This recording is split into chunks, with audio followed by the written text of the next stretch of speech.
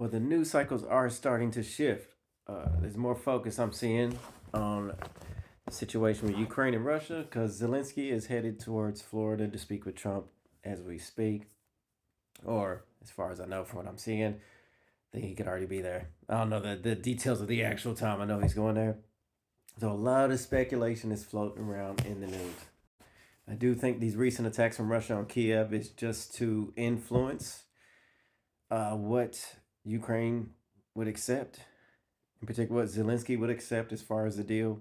I think Zelensky's still holding on to some security guarantees, and basically, he's uh, talked about the idea of a demilitarized zone.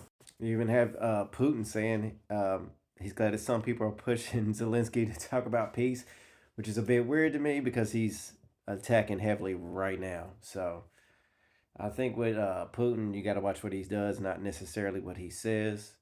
And I think that goes with anybody, to be fair.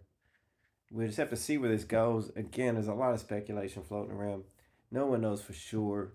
But what I do get a sentiment, even from the news, and what I think from what's being said and what's going on, is that they're getting close to some kind of peace arrangement. We'll just have to see what that turns into. But what's interesting is that initially the shift was more focused on Trump and his rhetoric towards Zelensky, where it's now it's more Zelensky speaking and Putin speaking than Trump. Trump's not really saying much of anything anymore, which leads me to believe that they are dealing with it themselves. I think now Trump is being used as a catalyst to achieve something, which I think that was what he was trying to do in the first place. He wanted peace. Um, it just depends on if they want it. I think personally, I think Zelensky wants it more than Russia.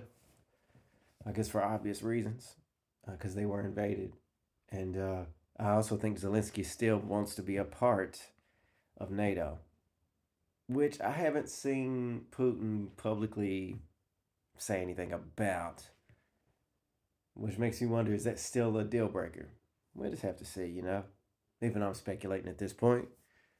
But that's how these things go. Sometimes at least it ain't horrible news going on, other than Russia bombed the crap out of Kiev, which is awful, which hit a lot of residential areas and put a lot of people without heat. Apparently, about 40% of the residents in that area, which is awful, to be honest. So, no, not really. Not really good news, is it? Anyway, y'all take care.